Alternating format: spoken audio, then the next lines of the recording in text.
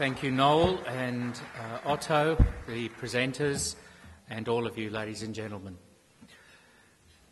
As they were going along the road, a man said to Jesus, "I'll follow you wherever you go."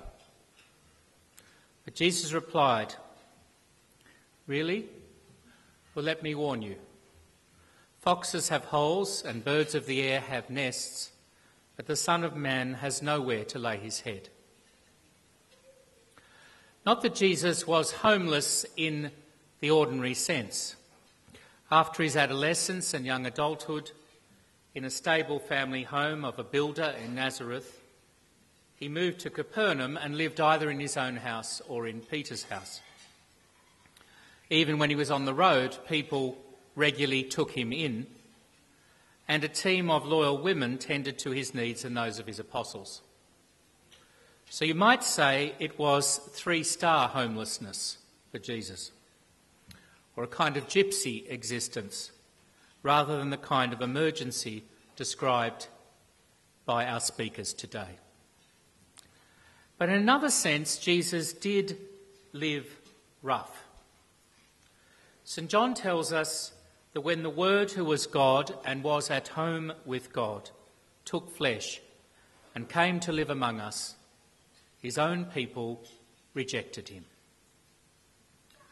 Luke describes his mother being forced to give birth to him in a stable as there was no room at the inn. Matthew says that they then fled from the dictator Herod the Great as refugees to Egypt. When Herod died, they returned to Israel and then hid in Mary's town of Nazareth for fear of Herod's son, Antipas Archelaus, who arrested and killed Jesus' kinsman John and would eventually have a part in Jesus' own death. But in the meantime, Jesus fled the Herodians once again, this time as a young man, this time deeper into Galilee. And while friends hosted him there from time to time, he chose an itinerant life and was often on the run from those who wanted to do him harm. My point is that Jesus knew homelessness and in turn cared for many who were outcasts and homeless themselves. He called his disciples to a kind of dispossession, worrying not about how they were to feed and clothe and house themselves, but trusting in the hospitality of God and those to whom they were sent, and so becoming itinerant preachers themselves. Jesus also taught them by his own example to be concerned for the little or powerless ones, who he now included not just widows and orphans and strangers, but also those who it might seem had brought their suffering on themselves, such as prisoners and those that some would have regarded as the undeserving poor. The test was how they cared for the needy, quite simply those with the need for care, in whom they would meet Jesus himself. His Good Samaritan provided not only nursing but emergency housing in an inn for the man who was mugged and left for dead. The Good Samaritan didn't ask whether he was deserving or whether he'd brought this mugging on himself by walking down that dangerous Jericho road. So the church in due course had not only her itinerants, but her hostels, orphanages and refuges, religious orders devoted to the care of the homeless, St Vincent de Paul Society, CatholicCare and the rest. I'm very pleased, therefore, that today we are hosting this community forum and that you've all taken part in it. Homelessness is an issue not only close to the Christian heart, but increasingly prominent in the concerns of the wider community. Over the years, governments have talked a lot and done some things about making housing more affordable or accessible. The government white paper entitled The Road Home and the National Rental Affordability Scheme are two recent examples. Over the years, stamp duty rebates, first home owner schemes and other initiatives have been used to encourage home ownership and make it more affordable. But such schemes assume that with a bit of help, people can obtain credit and keep up their mortgage repayments. Meanwhile, the price of housing and renting in Sydney keeps escalating. The stock of public housing relative to population declines. And for some people, reasonable accommodation will cost half their income and more. Add a global financial crisis or two and associated unemployment and mortgage stress, and before you know it, there are more than 100,000 living homeless on any particular night in Australia.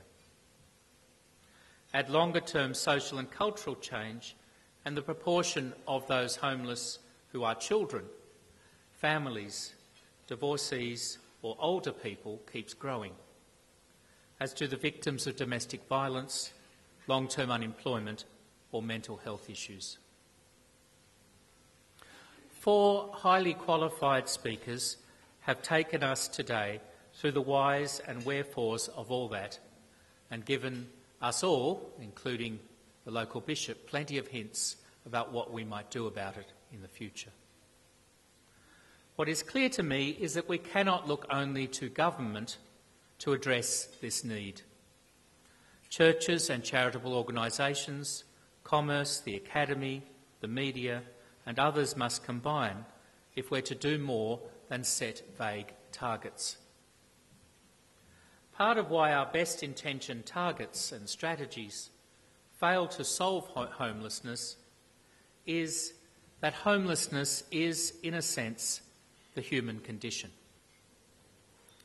This is told in the Old Testament, where Adam and Eve are driven out of or effectively exile themselves from their first home in the Garden of Eden. And their descendants then spend the rest of the whole of the Old Testament seeking, sometimes achieving, being dragged into exile from and returning to the land they called home. It has ever been so, with the diaspora and return a constant theme in the history of the Jewish people and their spiritual children, the Christians and Muslims. If Adam and Eve were the first exiles, their children have been so ever since. And that never completely at homeness, described by St. Augustine and the mystics, will only be satisfied by ultimately resting at home in God. In the meantime, we do our best to be at home in this world, even if we look to our real home in heaven, and to assist those whose homelessness is more radical and painful.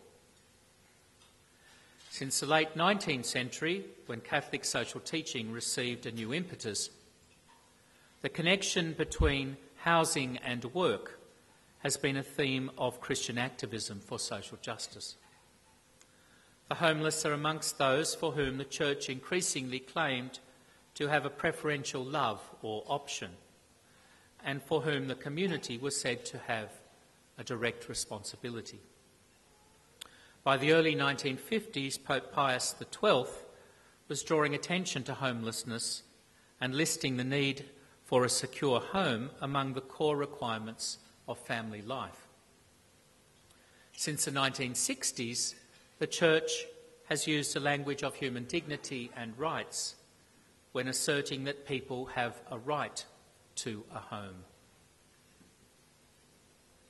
But apart from wagging our prophetic fingers at the society around us, what can the Church in Western Sydney do? Well, one easy answer is sell all its artworks and other assets and build affordable housing. And that is an understandable, if simplistic, solution. First, because the Church in Western Sydney doesn't have many artworks, to be frank, or saleable assets. Most of what it has is already spoken for such as the schools which the community helped us build on the understanding they be put to educational purposes. Through its parishes, diocesan agencies, lay associations and religious congregations, the Church is heavily involved in working with people suffering a range of disadvantages, helping thereby to prevent homelessness amongst those at highest risk. The Church is also at the coalface of assisting people dealing with the effects of homelessness. We've heard today about agencies of various churches that provide accommodation of various types. Catherine Villa and San Miguel are two on my patch. Uniting Care and other faith-based agencies also provide accommodation services. These services range from intensive 24/7 support to crisis accommodation to supported accommodation and more. So we're doing a lot, but we have the asset base and the influence to do more as a church. What else then can we do? I'm heartened that CatholicCare Parramatta has partnered with Churches Housing to put on today's forum. Few people realise just how much unmet need there is in Western Sydney for emergency accommodation and longer-term affordable housing. Cathy Tracy drew our attention to the ACU study that found that last year alone 84,000 Australian children, that's 1 in 60 Australian children, sought help from a homelessness service, and more than half of them were turned away. She also described Catherine Villa's experience of being overwhelmed by the demand amongst pregnant women and women with infants in this part of Sydney. With the population of Western Sydney projected to double in my term as Bishop, we can expect that gap will widen. God-loving people in stable accommodation can easily miss the seriousness of this issue or feel a deficit of responsibility for it. So the Church must heighten awareness and again teach its own members about the right to housing and the need for all to assist in achieving this entitlement. The Church must also walk her talk and lead by example. I've asked the Diocesan Business Manager and the Executive Director of CatholicCare to explore how the Diocese of Parramatta can better contribute to reducing homelessness. I've asked those concerned with our pastoral planning process to have this on their agenda too. I don't have any preconceived notions of what we may end up doing, but I do hope that we can and will do more. Today's forum is a start. We'll all leave better informed.